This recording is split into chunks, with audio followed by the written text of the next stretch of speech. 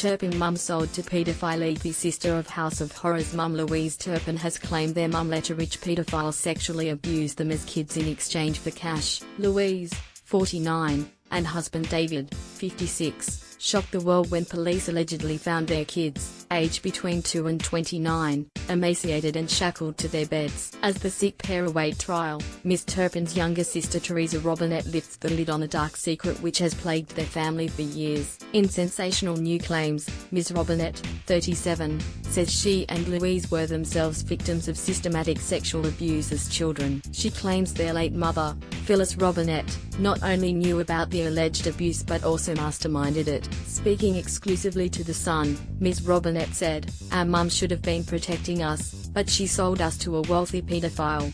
He would slip money into my hand as he molested me. I can still feel his breath on my neck as he whispered, 'Be quiet.' We begged her not to take us to him, but she would simply say, 'I have to clothe and feed you.' Louise was abused the worst. He destroyed my self-worth as a child, and I know he destroyed hers too." Read more. Louise Turpin appears on court with her husband David, not pictured. Picture, Frederick M. Brown/AP source. AP tattoo nearly leads to surgery disaster, and unfortunately placed tattoo almost resulted in one man almost being operated on the wrong side of his body. The 23-year-old British patient was due to undergo an operation on his shoulder when surgeons noticed a tiny play button tattooed on his chest. The British Medical Journal stated that the tat caused quite a stir in the operating theatre as surgeons were unsure whether it was a mark to indicate where to operate. Speaking after the successful operation, the patient said, "My parents always told me my tattoos would serve as a lesson one day. I don't think they pictured this. Glad I could provide a source of bemusement and hopefully education." The tattoo caused a lot of confusion. Picture, British Medical Journal source. Supplied crash brings down power pole in Brisbane. A crash is causing major traffic delays in Brisbane after the impact brought down power lines in the suburb of Milton. Milton Road has since been cleared after traffic was blocked in both directions at Baroona Road and Park Road. Traffic is starting to ease, but delays are still expected. A Queensland Fire and Emergency Service spokeswoman said a ute had struck a power pole and dragged it about 100 metres down Milton Road about 6:15 a.m. A person, whose gender and age is not known, was taken to the Royal Brisbane and Women's Hospital in a stable condition. Crews used a chainsaw to remove the power pole from the road. The crash on Milton Road, Milton, is ongoing. Westbound traffic continues to be diverted onto Baroona Road and Park Road. A single lane of traffic eastbound is able to get through. Delays are growing on surrounding streets. Avoid the area if possible. #traffic #clatraffic.twitter.com/rablock1HzQG. Clatraffic Metro, at Clatraffic Metro, May 9, 2018. Teen dead, 2 seriously injured in NSW crash. A teenager has died and 2 others are in a serious condition following a crash in northwest NSW last night. At about 6:30 p.m, emergency services were called to a single vehicle crash near the intersection of the New Highway and Lowe's Road at Bogabilla, far north NSW. The driver of the vehicle, a 17-year-old boy, was declared dead at the scene. Emergency services rushed 2 passengers, male and female believed to be in their late teens, to the Goondiwindi Hospital in Queensland, in a serious condition. The New England Police District established a crime scene and launched an investigation into the incident. Courier Mail, read more. Fountain of lava erupts in backyard. A Hawaiian man returned to his home on Big Island to find a fountain of molten lava erupting in his back garden. Keith Brock, whose home was one of at least 36 buildings destroyed by the exploding Kilauea volcano, had come back to gather his belongings. Instead, he was met with the terrifying sight of molten lava shooting high above the trees in the once idyllic Leilani Estates. He said the eruptions were deafening. The ground was bouncing up and down. It was hard to hold the camera still.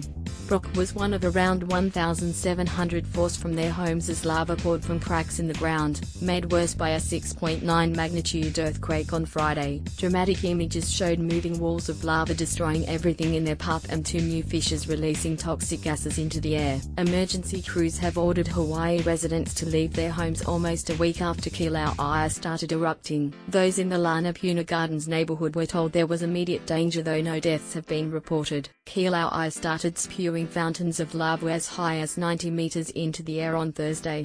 Read more.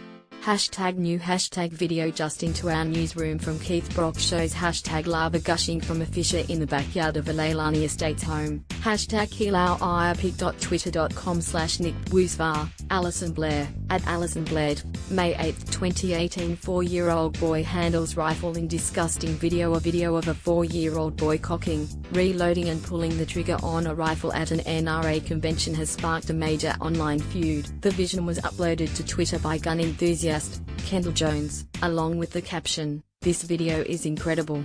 Parenting done right." In the video, Jones encourages the young boy, Maverick, to show me what you can do with the gun. He excitedly reloads the gun and fires the unloaded weapon. Jones then tells him to change the magazine, which the child does with ease. "High five. Yeah, get it done," Jones says, rewarding Maverick's efforts. The video has been met with major backlash from people saying the boy has no idea about the danger of guns, while others praised the parents for teaching him to handle the rifle. "That's not adorable, that's disgusting," one person commented, with others claiming the boy was teaching the weapon like a toy. But others agreed with Jones, saying, "This is an amazing video, who cares what people say? I guarantee you he'll know gun safety better than 90% of the people saying how horrible this is. This video is incredible.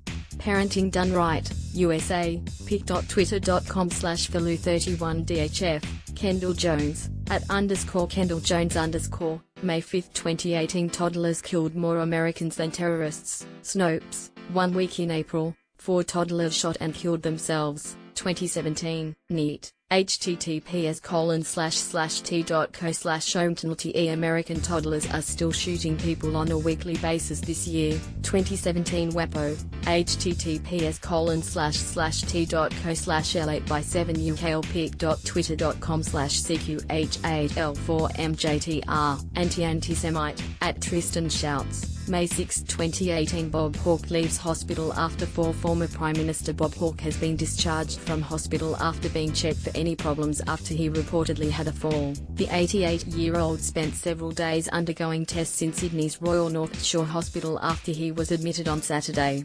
Mr. Hawke expresses his gratitude for the abundance of good wishes sent by friends, colleagues and strangers from all over the world, a spokeswoman said in a statement. Mr. Hawke would continue with rehabilitation, but his health was fine, they added. It was not immediately clear why Mr. Hawke was admitted to hospital, with his family first saying he has a case of the wobbles.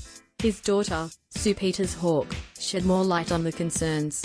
He's got a condition in his feet which means walking is sometimes a little bit difficult for him, which means he's a bit vulnerable to a bit of a fall, she told the 7 Network. The former Prime Minister reportedly hit his head after falling at the weekend and underwent rigorous checks. Former Prime Minister Bob Hawke's wife Blanche Dale Puget arrives at the Northbridge home after Mr. Hawke checked out of hospital. Picture, Toby Zerner. Source, News Corp Australia. Woman, 74, foils NSW carjacker. A man who was allegedly fended off by a 74-year-old woman as he tried to carjack her vehicle in an NSW car park has been charged. The woman had got into her car at the Queanbeyan shopping centre on Tuesday evening when the man demanded her keys, but she managed to shut her door. He then got into the front passenger seat, but the woman shoved him out of the car. Police arrested a 29-year-old man at Queanbeyan on Wednesday afternoon after receiving information from the public.